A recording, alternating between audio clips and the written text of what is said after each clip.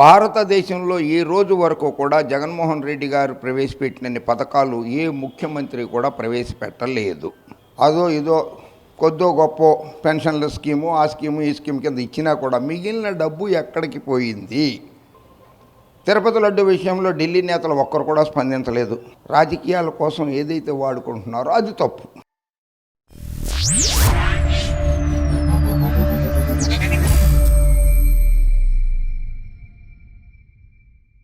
ఆంధ్రప్రదేశ్లో రోజురోజుకి కూటమి ప్రభుత్వ ప్రభావం ప్రజల మీద తగ్గుతున్నట్లుగా సర్వేలన్నీ కూడా వెల్లడిస్తున్నాయి. మరి పక్కన రాష్ట్రంలో రోజురోజుకి వైఎస్ఆర్సీపీ అధినేత వైఎస్ జగన్మోహన్ రెడ్డి గ్రాఫ్ పెరుగుతుందా లేదా అనే దాని మీద సీనియర్ జర్నలిస్టు ఎనాలిసిస్టు తిప్పరాజు గారు ఉన్నారు. సార్ చెప్పండి, ఆంధ్రప్రదేశ్లో పరిస్థితులు ఎలా ఉన్నాయి? అంటే మీ వైపు నుంచి అయితే వేరేగా వస్తుంది అనుకుంటా ఆన్సర్. నమస్కారం. ఆంధ్రప్రదేశ్ రాష్ట్రంలో ప్రజలు చాలా తెలివైన వాళ్ళు, పాపం అమాయకులు కూడా. ప్రలోభాలకి అసత్యాలని నమ్మి కూటమికి ఓటు వేశారని అనుకున్నా కూడా ఈవీఎంలు కూడా తోడయ్యి 151 మంది శాసనసభ్యులు ఆయనతో కలుపుకుని గెలిపించుకుని ప్రజారంజకంగా 151 కంటే ఎక్కువ సంక్షేమ పథకాలని రాష్ట్రంలో ప్రవేశపెట్టిన ఏకైక ముఖ్యమంత్రిగా చరిత్ర పుటల్లో నిలిచిపోతారు జగన్మోహన్ రెడ్డి. భారతదేశంలో ఈ రోజు వరకు కూడా జగన్మోహన్ రెడ్డి గారు ప్రవేశపెట్టినన్ని పథకాలు ఏ ముఖ్యమంత్రి కూడా ప్రవేశపెట్టలేదు. అయినా సరే కూటమి నేతలు సైకిల్ మీద వెళుతూ గ్లాసులో పువ్వు వేసేసుకుని ఎన్నికల్లో పోటీ చేశారు, అధికారంలోకి వచ్చారు. వచ్చిన తర్వాత జనరంజక పాలన చేయడం మానేసి ప్రతిపక్ష పార్టీ నాయకుల మీద, కార్యకర్తల మీద, మీడియా మీద కూడా దాడులు చేస్తూ ప్రజల్లో ఒక రకమైనటువంటి ఏహీభావాన్ని వాళ్ళంతటా వాళ్లే కల్పించుకున్నారు. ప్రతిపక్ష పార్టీ పాత్రని వాళ్లే స్వీకరించేశారు. ఆ పార్టీ వాళ్లే, ఆ కూటమే స్వీకరించేసుకుంది. ఎందుకంటే పాపం జగన్మోహన్ రెడ్డి గారికి 11 సీట్లేగా వచ్చింది. ప్రతిపక్ష పార్టీ హోదా కూడా లేదు కదా. అందుకని ఆ హోదా కూడా వీళ్ళే తీసేసుకుని, ప్రతిపక్ష పార్టీ హోదా కూడా తీసేసుకుని వీళ్ళే జనాల్ని మెప్పించలేక 3,20,000 కోట్ల రూపాయలు దాదాపు 20 నెలల కాలంలో అప్పు తీసుకొచ్చి ఏం చేశారన్న దాని మీద వైట్ పేపర్, శ్వేతపత్రం అంటాం కదా, అది ప్రభుత్వం రిలీజ్ చేయాలి. ఎక్కడ పెట్టారు ఆ డబ్బును తీసుకెళ్ళి?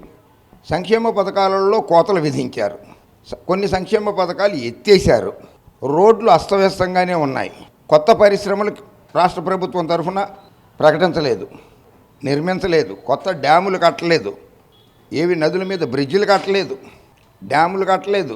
డబ్బులు ఎక్కడికి పోయినాయి? 3,20,000 కోట్ల రూపాయల్లో 1,00,000 కోట్ల రూపాయలు ఏమన్నా అదో ఇదో కొద్దో గొప్ప పెన్షన్ల స్కీము, ఆ స్కీము ఈ స్కీమ్ కింద ఇచ్చినా కూడా మిగిలిన డబ్బు ఎక్కడికి పోయింది?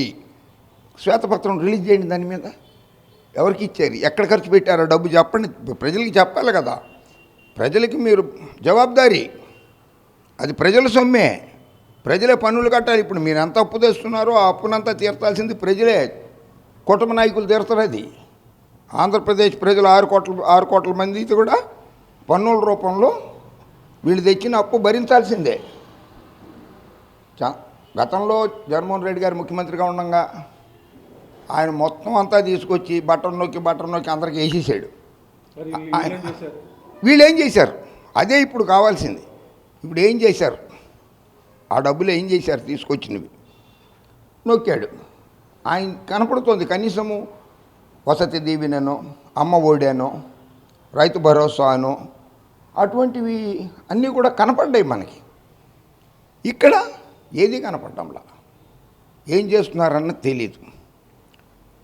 ఎవరి దగ్గర అప్పు తీసుకొచ్చినా కానీ ఎన్ని రకాలైనటువంటి అప్పులు దొరుకుతాయి అన్నది అవన్నీ కూడా చూసుకుని అప్పులు తీసుకొచ్చేసి రాష్ట్ర ప్రజల తలసరి ఆదాయం కంటే కూడా తలసరి అప్పుల భారం ఎక్కువయ్యేటట్లుగా పరిపాలన సాగుతుంది రాష్ట్రంలో. సార్, రాష్ట్రంలో తిరిగి వైసీపీ అధికారంలోకి రావటం కళ అని చెప్పేసి కూడాను కూటమి ప్రభుత్వం పదే చెప్తుంది. ఇదంతా కూడా ఎమోషనల్స్గా జరిగే ఇదే, కానీ ఎన్నికలలో తిరిగి టీడీపీ వస్తుంది, అమరావతి అభివృద్ధి జరగాలన్నా, రాష్ట్రానికి పెట్టుబడులు రావాలన్నా ఒక చంద్రబాబుతో సాధ్యం అని చెప్పి కూడా అంటున్నారు. కూటమి ప్రభుత్వం 15 సంవత్సరాలు కలిసే ఉంటామా ఉండమా అన్నది వీళ్ళ చేతుల్లో లేదు. ఓకే, ఫస్ట్ ఆఫ్ ఆల్ కూటమి కలిసే ఉంటుంది, వాళ్ళు బీజేపీ వాళ్ళు మాతోటే కలిసి ఉంటారని ఎలా చెప్తారు? అక్కడ మోడీ గారును అమిత్ షా గారు, ఆ పార్టీ అధ్యక్షుడు కొత్త అధ్యక్షుడు వచ్చారు, ఆయన వాళ్ళు వ్యతిరేకిస్తే పవన్ కళ్యాణ్ గారు చెప్పినా ఇంకోళ్ళు చెప్పినా కూడా చెల్లుబాటు కాదు కదా. అప్పుడు ఒక పార్టీ బయటికి వెళ్ళిపోయినట్టు లెక్కే కదా. అలాగే మేము వెళుతున్నాం కదా, నువ్వు కూడా వచ్చి అని చెప్పి పవన్ కళ్యాణ్ గారి మీద ఒత్తిడి తీసుకొస్తే పవన్ కళ్యాణ్ గారు కూడా వెళ్ళిపోతే చంద్రబాబు ఒక్కరే కదా మిగిలేది. ఓకే, సో 15 సంవత్సరాలు మేమే ఉంటాం, కూటమిలో మేమే ఉంటాం అనేది జరగని పని. బీహార్లో చిరాగ్ పాస్వాన్ అటువంటి వాళ్ళు కొందరు ఈ కూటమిలో నుంచి బయటికి వెళ్ళిపోయారు. ఎన్నికల ముందు కూడా ఏమైనా బాండ్ పేపర్ మీద రాసుకుంటారా, మేము కలిసే ఉంటాం, 20 సంవత్సరాలు కలిసి ఉంటాం, 30 సంవత్సరాలు, ఇదేమన్నా లీజ్ అగ్రిమెంటా, రెంటల్ అగ్రిమెంటా? కాదు కదా. వ్యతిరేక విధానాలు, ప్రజా వ్యతిరేక విధానాలు అనుభవిస్తున్నారు కనుక మేము పోయగలుగుతున్నాం అని చెప్పచ్చు కదా. ఇప్పటికే ఆల్రెడీ నాకున్న కొద్ది ఇన్ఫర్మేషన్ ప్రకారంగా ఢిల్లీలో నా మిత్రులు, పాత్రికేయ మిత్రులు ఉన్నారు, వాళ్ళ వల్ల సమాచారం అందుతుంది ఏంటంటే బీజేపీ కూటమి ప్రభుత్వం మీద కొంచెం గుర్రుగా ఉన్నట్లుగా, సంక్షేమ పథకాలు తగ్గించేశారు, అభివృద్ధి లేదు, కాగితాల మీద తప్పితే ఇంకెక్కడా లేదు అభివృద్ధి అని అగ్రనేతలు, భారతీయ జనతా పార్టీ అగ్రనేతలు కూడా కూటమి మీద గుర్రుగా ఉన్నట్లు. తిరుపతి లడ్డు విషయంలో ఢిల్లీ నేతలు ఒక్కరు కూడా స్పందించలేదు, అది కూడా మీరు ఉదాహరణగా తీసుకోవచ్చు. భారతీయ జనతా పార్టీ స్పందించలేదు. కల్తీ జరగలేదు, అసలు కల్తీ అనేది జరగలేదు. ఒప్పుకోకపోతే అది వాళ్ళకి వెంకటేశ్వర స్వామి చూసుకుంటాడు, మనం ఎవరూ ఏం చేయలేం. దేవుడు అనేవాడు ఒకడు ఉన్నారు, వెంకటేశ్వర స్వామి ఉన్నాడు, ఆయన చూసుకుంటాడు. కల్తీ అనేది మామూలుగా అన్నం తినేవాడు ఎవడు ఆ పని చెయ్యడు, ఆ పని ఎవడు చేయడు కల్తీ చేయడానికి. అది కాక వాళ్ళు అనేది దాంట్లో కొన్ని చెప్పలేం, బాధగా ఉంటాయి. హార్పిక్ కిలో 100 గ్రాములు వచ్చి 250 రూపాయలు, 219 రూపాయలు పెట్టి నెయ్యి కొని 240 రూపాయలు ఎవడన్నా కలుపుతాడా? ఎవడన్నా కలుపుతాడా? కలపలేడు కదా. దేవుడిని బజార్కి కాదు పాపం, ఆయన ఎప్పుడు బజార్లోనే ఉంటాడు. దేవుడు ప్రతి మనిషి గుండెల్లోనూ ఉంటాడు, ప్రతి మనిషిని ఉంటాడు. ఆయన్ని రాజకీయ స్వార్థ రాజకీయాల కోసం ఏదైతే వాడుకుంటున్నారో అది తప్పు, అది చాలా తప్పు. వెంకటేశ్వర స్వామిని ఆ రకంగా వాడుకోకూడదు. అంటే జగన్ గారు ఒక మాట చెప్తున్నారు, ఏమైనా యుద్ధం ఉంటే మీరు నాతో చేయండి, దయచేసి తిరుపతి వెంకటేశ్వర స్వామిని మధ్యలో లాగకండి, ఆయన చాలా పవర్ఫుల్ అని చెప్తున్నారు. అది ఎందుకని చంద్రబాబు కానీ కూటమి కానీ గ్రహించట్లేదు? ఆయన వెంకటేశ్వర స్వామి చాలా పవర్ఫుల్, లేకపోతే 17 బాంబులు వేసేస్తే కూడా అలిపిరి దగ్గర బతికించాడు కదా చంద్రబాబు నాయుడు గారిని. చంద్రబాబు నాయుడు గారిని బతికించాడు కదా వెంకటేశ్వర స్వామి, చాలా పవర్ఫుల్. ఎందుకు మా జిల్లా వాడు, నా పాదాల కిందే కదా ఆయన ఊరు, అందుకని మా అమ్మ అటువంటి వాళ్ళని ప్రాణాలు తీయకూడదు మనం అని చెప్పి కాపాడాడు. అటువంటి ఆయన్ని కూడా రాజకీయాల కోసం అని చెప్పి వెంకటేశ్వర స్వామి వారిని ఈ లడ్డు వివాదంలో తీసుకురావడం అన్నది ప్రపంచవ్యాప్తంగా ఉన్న తెలుగు ప్రజలందరూ అర్థం చేసేసుకున్నారు ఇప్పటికే. ఇది ఎక్కడో జరిగింది, తప్పు జరిగింది, కల్తీ జరిగింది అన్నది, కల్తీ జరగలేదు అని సుప్రీంకోర్టు నియమించినటువంటి కమిటీ నివేదిక ఇస్తే ఆ నివేదికని సిబిఐ కోర్టులో ఛార్జ్షీట్ రూపంలో ఫైల్ చేసింది. అందులో జగన్మోహన్ రెడ్డి గారి పేరు లేదు, వైవి సుబ్బారెడ్డి గారి పేరు లేదు, బొమ్మన కరుణాకర్ రెడ్డి పేరు లేదు, వైఎస్ఆర్సీపీ నాయకుల పేర్లు లేవు, ఎవరి పేర్లు లేవు. 36 మంది అనుకుంటున్నది అందులో. ఇప్పుడు కూడా ఆ భోలే బాబా డైరియా, ఆ బాబా డైరీ ఆయన కూడా ఇప్పుడు కూడా ఆయన బోర్డు మెంబరేట, ఆయన కూడా ఇప్పుడు మెంబరట. సో కల్తీ అనేది జరిగిందనేది అవాస్తవం, అది జరగలేదు. ఏం పడదండి, అయిపోయింది. ఆ పడాల్సింది 2024 ఎన్నికల్లో పడిపోయింది, అయిపోయింది. ఇప్పుడు అదేమి ప్రభావం ఉంటుంది. అవకాశాలు 100కి 100 పాళ్ళు ఉన్నాయి. జగన్ గారు 100కి 100 పాళ్ళు ఉన్నాయి. ఆయన అధికారంలోకి రావడానికి అవకాశాలు ఎక్కువ ఉన్నాయి. 15 ఏళ్ళు ఉంటుంది, 20 ఏళ్ళు ఉంటుంది, కూటమి మేము కలిసే ఉంటాము అని ఏమి రిజిస్టర్ చేసుకోలేదు అక్కడ, ఎలక్షన్ కమిషన్ దగ్గర కానీ లేకపోతే ఎక్కడ కూడా చేసుకోలేదు. ఎప్పుడు ఏ పార్టీ పొత్తులో ఉంటుందో, ఏ పార్టీ పొత్తులో నుంచి బయటికి వెళ్ళిపోతుందో ఆ పార్టీల ఇష్టాల మీద ఆధారపడి ఉంటాయి. కనుక జగన్మోహన్ రెడ్డి గారు కార్యకర్తల్ని దగ్గరికి తీసుకుని, ఇప్పుడేదో ఆయన పాదయాత్ర చేస్తానంటున్నారు, ఆ పాదయాత్రలో అయినా సరే ప్రతి మండలంలో నాయకులు లేకుండా ఓన్లీ కార్యకర్తలతోటి సమావేశమయ్యి మన పార్టీ ఎందుకు ఓడిపోయింది, మన మండలంలో ఏం తప్పులు జరిగినాయి, మనం ఎందుకు ఓట్లు తక్కువ పడ్డాయి అనేటువంటిది కార్యకర్తల దగ్గర నుంచి తెలుసుకుంటే ఆయనకి పార్టీ గురించి పూర్తిగా అవగాహన వస్తుంది.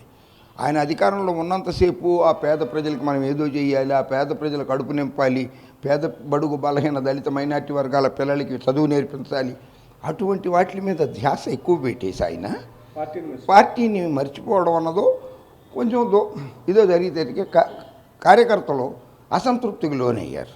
సార్ ఒకటి చెప్పండి, కార్యకర్తలకు ఎవరికి సభ్యత్వం లేదు, జగన్ గారిని అభిమానించి ప్రేమించే వాళ్ళకి సభ్యత్వాలు ఉండవు. కానీ జగన్ గారి గురించి ఏమన్నా అంటే వందలాదిగా లక్షలాదిగా ఏంటి అసలు ఈ రియాక్షన్ ఏంటి, జగన్ గారికి ఉన్న గొప్ప శక్తి ఏంటి అసలు, అది ఇప్పుడు ఈ 19 నెలల కాలంలో చూస్తున్నాం కదా. See that image is different image. నేను రాజకీయ నాయకుల్లో ఇటువంటి ఇమేజ్ కలిగిన నాయకుల్ని చాలా తక్కువ మందిని చూశాను. మన ఇండియాలో భారతదేశంలో ఇటువంటి నాయకుల్ని చాలా తక్కువ మందిని చూశా. ఒకటి విశ్వవిఖ్యాత నట సార్వభౌమ నటరత్న డాక్టర్ పద్మశ్రీ నందమూరి తారక రామారావు గారు. ఆయన అధికారంలో ఉన్నా లేకపోయినా కూడా జనాలు వచ్చారు. 1989లో ఓటమి పాలయ్యారు ఆయన. మళ్ళీ 95లో అధికారంలోకి వచ్చేసారు, 94లో. అలాగే మనుషులు రావడం, జనాలు రావడం. కమల్ హాసన్ గారికి విపరీతమైన జనం వచ్చారు. ఆయన ఒక పార్టీ పెట్టాడు, కోయంబత్తూరులో పోటీ చేశాడు శాసనసభ్యుడిగా. ఆయన మీద పోటీ చేయడానికి అభ్యర్థులు లేక ఒక మహిళని తీసుకొచ్చి కమల్ హాసన్ మీద పోటీ పెట్టారు కోయంబత్తూరు నియోజకవర్గంలో. ఆవిడ క్యాటరింగ్ సర్వీసెస్ నడిపే ఆవిడ. బీజేపీ వాళ్ళు ఎవరో పోటీ చేయమన్నారు. కమల్ హాసన్ని చిత్తు కింద ఓడించింది. పార్టీ పెట్టానని ఆర్పాటం చేశాడు. రజనీకాంత్ వెళ్తే లక్షలాది మంది వస్తారు, నేను ఓడిపోతాను, వీళ్ళు ఓట్లేరు, వస్తున్నారు జనాలు వస్తున్నారు కానీ ఓట్లేరు నాకు అని చెప్పి ఆయన పార్టీ ఎన్నికల్లో పోటీయే చేయలేదు. రాజేష్ ఖన్నా కూడా ఓడిపోయాడు ఎన్నికల్లో, సినిమా నటులైనంత మాత్రం. అది ఇక్కడికి వచ్చేసరికి జగన్ గారి మీద, వైఎస్ రాజశేఖర రెడ్డి గారి మీద ప్రజల్లో, కార్యకర్తల్లో చాలామంది అభిమానులు ఉన్నారు. ఎందుకంటే వాళ్ళు ప్రవేశపెట్టిన ఫీజు రీయింబర్స్మెంట్ కావచ్చు, ఆరోగ్యశ్రీ కావచ్చు, 31 లక్షల పట్టాలు, ఇళ్ళు పట్టాలు మహిళల పేరు మీద రాయడం కావచ్చు, ఇటువంటి కొన్ని సంక్షేమ పథకాలు ప్రజల మనసుల్లో నిలబడిపోయినాయి. సో వాళ్ళందరూ వస్తున్నారు. బట్ ఇన్ని జరిగినా కూడా ఎప్పుడైనా సరే ఆయన కార్యకర్తలను పట్టించుకొని జగన్ గారు పార్టీని సవ్యమైన రీతిలోకి తీసుకెళ్ళిపోతే 2029లో లాస్ట్ టైం ఆయన అన్నారే 175 to 175, ఈసారి 175 to 175 వచ్చినా కూడా ఆశ్చర్యపోకల్లా.